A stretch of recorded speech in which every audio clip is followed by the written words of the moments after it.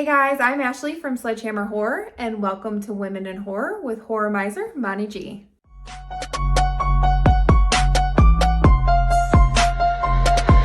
Y'all ready for this?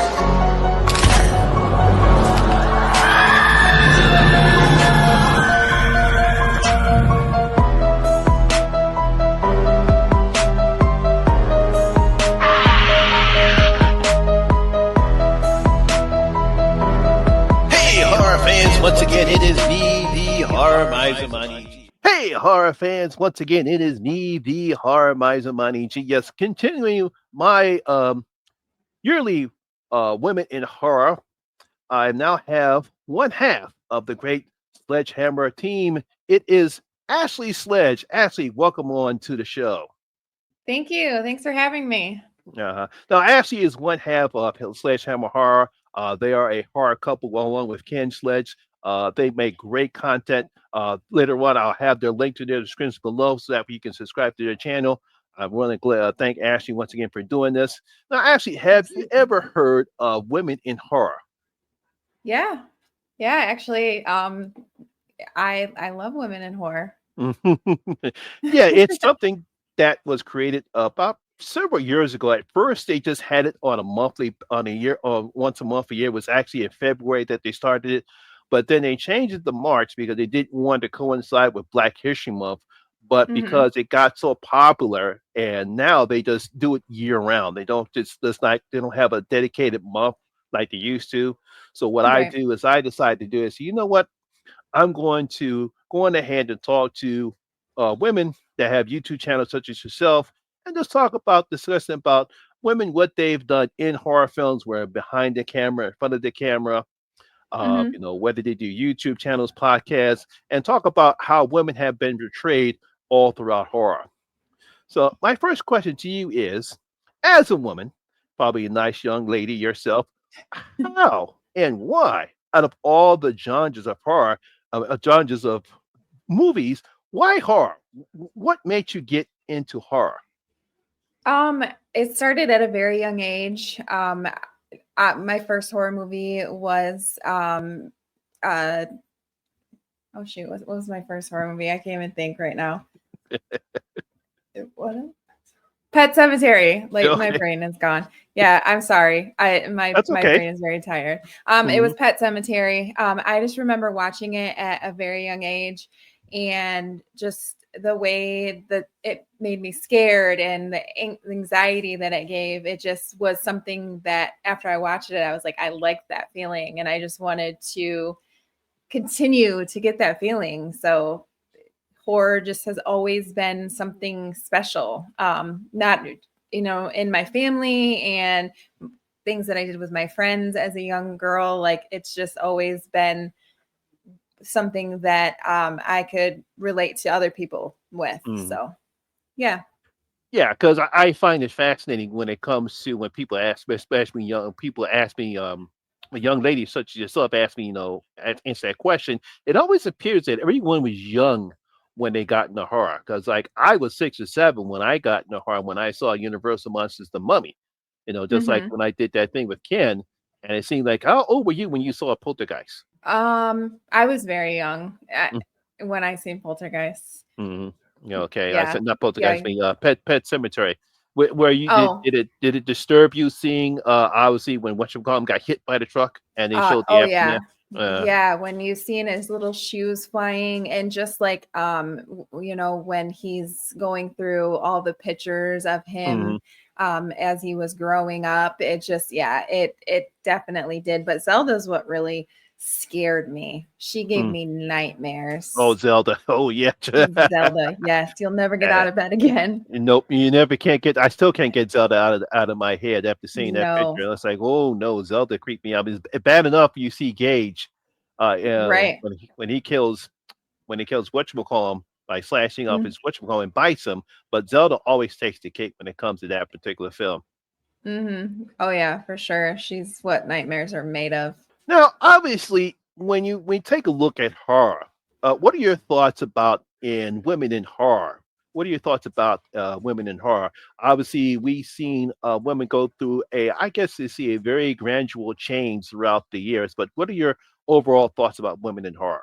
Well, like you said, everything is, things have changed. I think that um, women are powerful, and that they, we have the final girls, and yeah, they use, some of them can be damsels in distress, things like that. But I love when it's like a powerful woman that stands up and, becomes this awesome final girl that other women can look up to. And just like women being in horror in general, it's just awesome. Like, I feel like they bring in a lot to horror. Hmm. So yeah. Okay. Yeah, I always think that it's fascinated me throughout the years about how women's characters, women's position in horror has changed, especially in front of the camera, as opposed to Mhm. like say in the Universal monster films and the films in the 60s and the 70s. Basically in those time periods, I would say between the 30s, the 40s, and the 50s and 60s, women has always been portrayed as a damsel in distress. We very rarely actually Mhm. see an actual brave woman as a protagonist. She's always the man has to rescue her. She always gets captured, and the man has to rescue Mhm. her. As opposed to we've seen that dynamic change in the 70s, when we Mhm. see more stronger female characters, and eventually we get the so-called trope, the final girl, which actually started in Yes. the original Black Christmas with Elizabeth Hussey, and of Mhm. course, eventually we get Laurie Strode in Halloween. So all that sort of change as opposed to like the damsel in distress. And then we get to trope the final girl. I think that's one of the amazing aspects that we see when women in how women are portrayed in horror films. Yeah, absolutely. Especially like you said in Black Christmas, where you have Jess Bradford. She is this strong woman that Mm, it is saying, like, I'm not going to quit school to be a mother to this child, and mm. just stop everything I'm doing. Like, I feel like that was really it was empowering for other women, Yeah, especially in the 70s. yeah, because I think that kind of played to what was happening in the women in the actual real life in the 70s. Is that you see this character and she's like, no, I'm not going to do the typical thing that women have done in the past. No, Hmm. I'm going to do what I need to do because I'm going to go to school. I'm not going to do it just because you said so. Right. I'm not going to depend upon a man. Now, I thought that was a Yeah. great aspect. Oh yeah, absolutely. Yeah, okay. Yeah, actually, because that was going to be the next question that I was going to ask you how the damsels in distress have changed as opposed to when we get to the final girls. That's one of the things, but you kind of answered that question, so I can move on Yeah. to the next one. Okay. Now, obviously, we've had tropes when it comes to horror films, but especially slasher films. We always had this Hmm. different type of tropes. Now, when it comes to women in these particular films, we actually have the nice virgin girl, and then we also have, the slutty, easy to get girl, and of course, we have the final girl trope. Uh, Out of all these three characters, which one you think actually best represents women?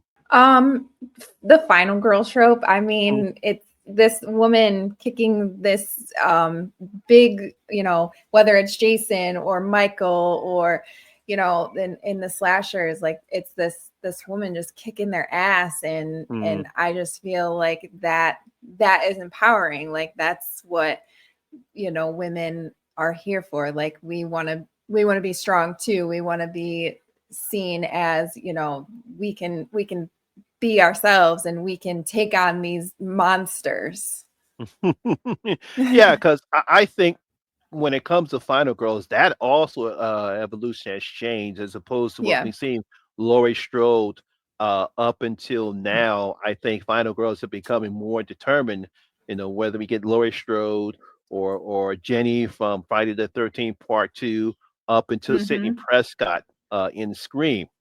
If who would be your actual best Final Girl? Which would be your best Final Girl? I have to go with Laurie Strode. I Mhm. love the Halloween franchise. I love Laurie. And like you said, she definitely has changed throughout the years. She was this young girl, and now in the later movies she is like this survivalist that Hmm.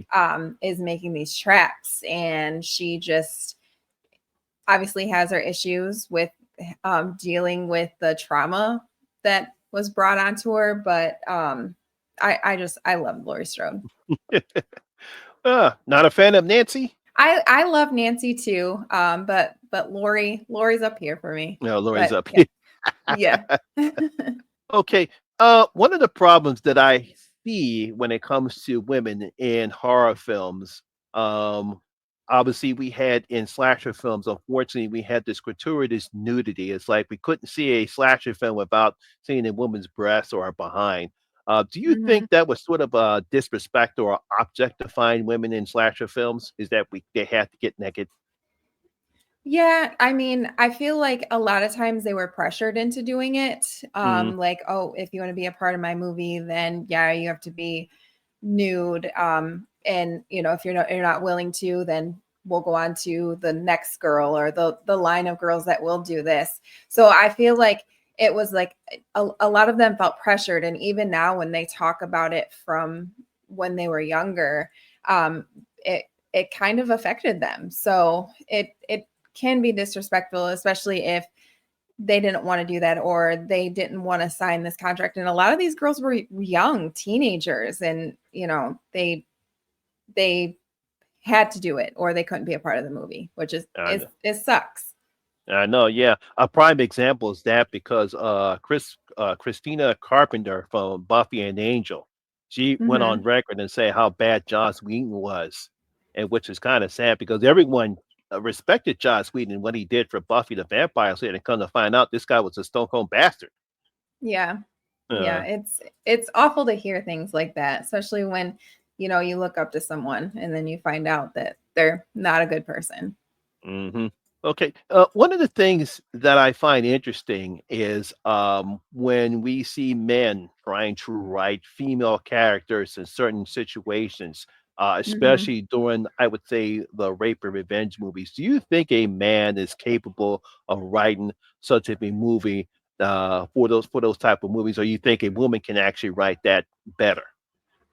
Um, I feel like this one is very like sensitive, Mm, because I feel like it depends on how they write it. If it's mm, all about, if like exploitation, stuff like that, like, and it's mm, more about the rape and not more about the revenge story, then either woman or man, whomever is writing it, mm, um, if it really depends on, like I said, how they do it. Like, is it all about the woman, and even after, the said trauma, are they still like just showing them like in the revenge part? Like, is it, or is it just still them being half naked and mhm. things like that? So I think it really depends. I don't know that either man or woman are better at writing it. It just depends on how they do it. Yeah, because when I look at films like I Spit on Your Grave, Yeah. be it the original or the remake, or even the movie that whatchamacallem did, was it Caroline Freak? I'm probably mispronouncing her name because she did Revenge before she did Substance, and Right. I actually thought she did a pretty good job in that film because it was more about the revenge part other than Hmm. the sexual assault that she occurred, and I thought she Right. did a pretty good job. Very bloody though, very bloody though, very bloody though. Yeah. But I actually thought she did a pretty good job in displaying that aspect of the film. Hmm. Yeah, no, I agree with that. One of the things I find, do you think women going behind the camera, do you think women are now finally getting the respect that they deserve when it comes to the films that they direct? I feel like they're getting there. Mm, I don't know that it's, they are getting the respect that a man would. Um, mm, like you were talking about, Caroline Faja, or however you say her name, she just did The Substance, mm, but we didn't really hear a lot about her. It was more about like Demi Moore, which Demi Moore, obviously, she absolutely deserves her roses. But when it comes to behind the scenes, I feel like women don't always get the recognition that men do. Mhm. Unfortunately, I feel like Yeah. it's getting better. Oh yeah, But it's getting somewhat better because yeah, when you take a look at Candyman, yeah, the Nia Kraska 2001, yeah, that particular film, a lot of people said it was gave a Jordan Nina Peele film. DaCosta, yeah, everyone gave Nina DaCosta credit for what she did for that particular film, and I Yeah. think also for *Malignant*, I think she also got some praise for how well she wrote that film. So they're starting to get some respect, not the respect that Hmm. they deserve, because unfortunately, just like you said, everyone praised Margaret Qualley and Demi Moore. But you really Hmm. have to give Caroline credit for how well she directed that film, because I thought she did a pretty good job at how the film looked, Absolutely. how it was respective, as far as that nice spatial feature that she did. When you see Demi Moore come out, she walks out in this huge widescreen scene, very Hmm. colorful. I like the color grading, and sort of like bring back the '80s, that '80s feel. And Yeah. I thought she did a pretty good job in displaying that. But it seemed like they didn't want to give her the credit, and I believe that it's like she deserves some credit because she was able to direct a very good, decent body horror film. David Hmm. Cronenberg would be happy. Yeah.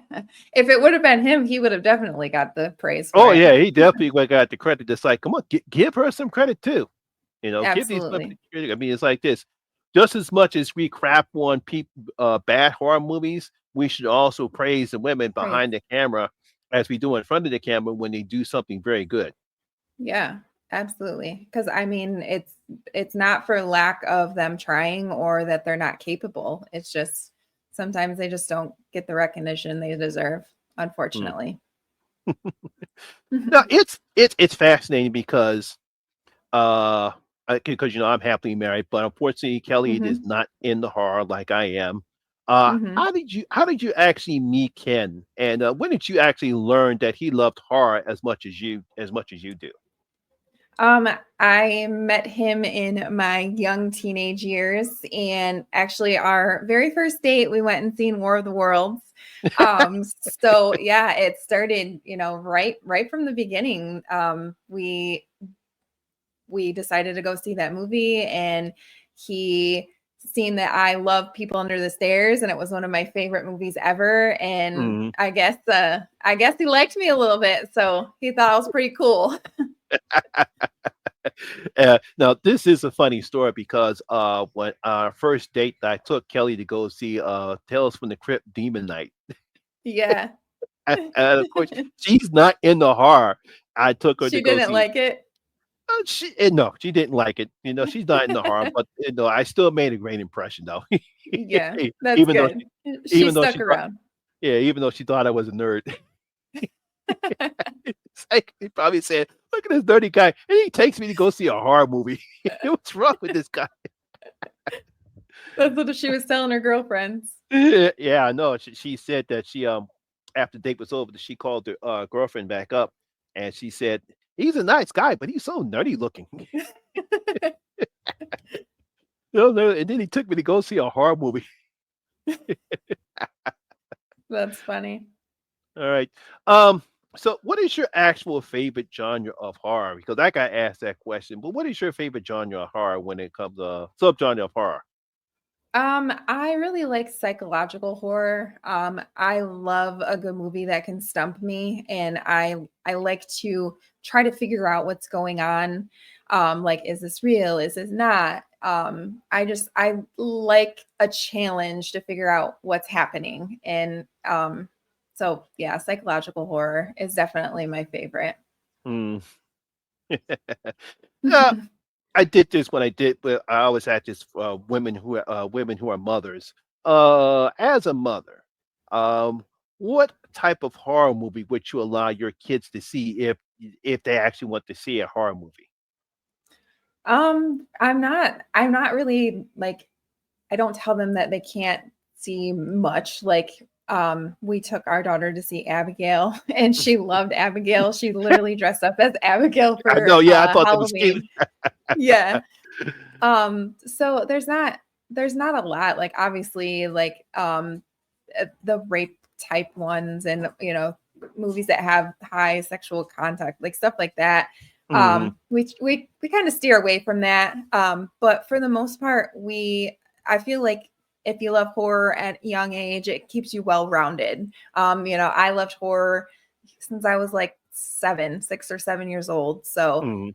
I'm not like, well, you can't watch this because it's bloody or there's violence. I think as long as you educate your kids and you show them that this isn't real, that it's fine. So there's not a whole lot that I don't watch. I see. Yeah, I know, because my mother thought that The Exorcist was too scary for me, and she Oh said, "No, you yeah. can't see The Exorcist, too scary." So I snuck and went to Yeah. see it. So Oh, you're gonna find a way anyways.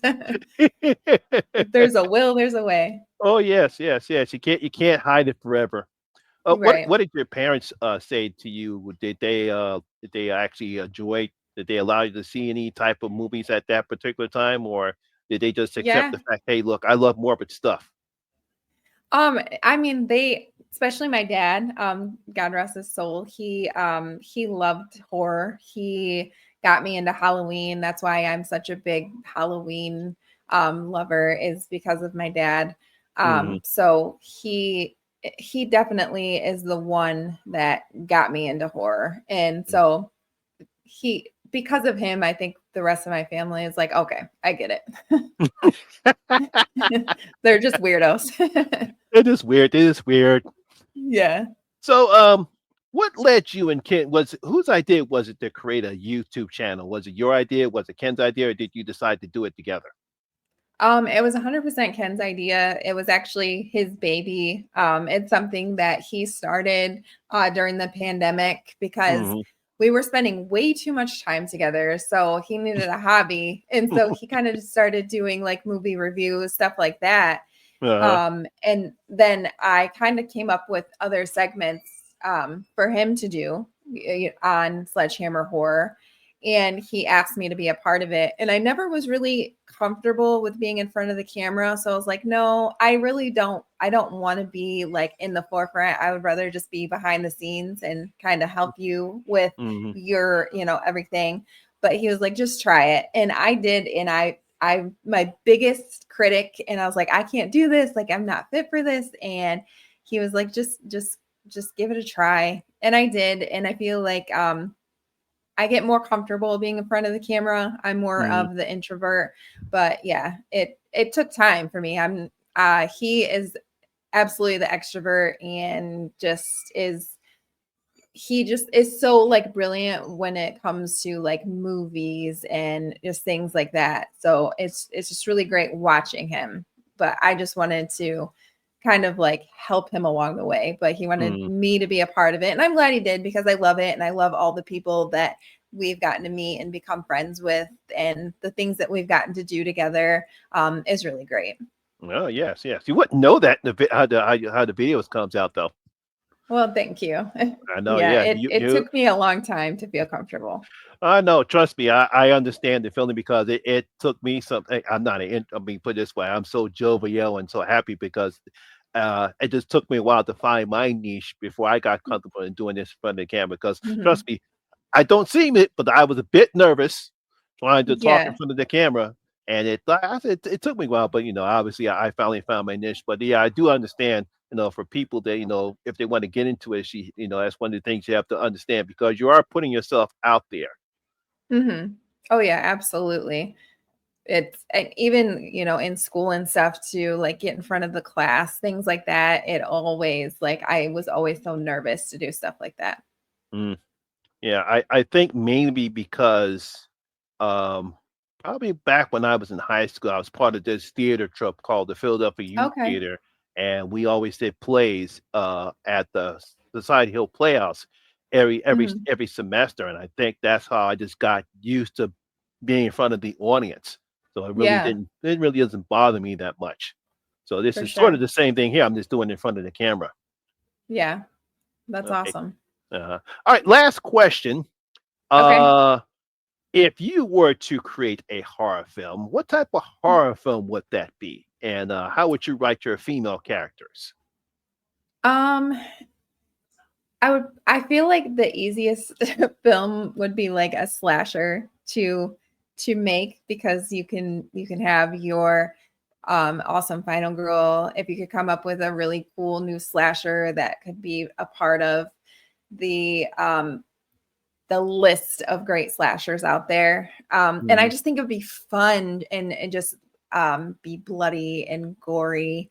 But I would definitely write my final girl as, brilliant, intelligent, strong-willed, something for the younger girls and even older girls to look up to in that aspect. So yeah. So once again, Ashley, I want to thank you very much for participating with me in this celebration of women in horror. I want to thank you, and thank Ken for having Yeah, you on as well. absolutely. Thanks for having me. I'm Ashley from Sledgehammer Horror, and keep talking horror, and we'll see you guys soon. Bye, guys. And once again, my name is Lamont Smith, better known as the Horror Miser Monty G, and always remember that horror rules, especially women in horror rules. And I thank you very much. Once again, the link for the Sledgehammer channel will be in my description box below. Peace, everyone, and please stay safe out there.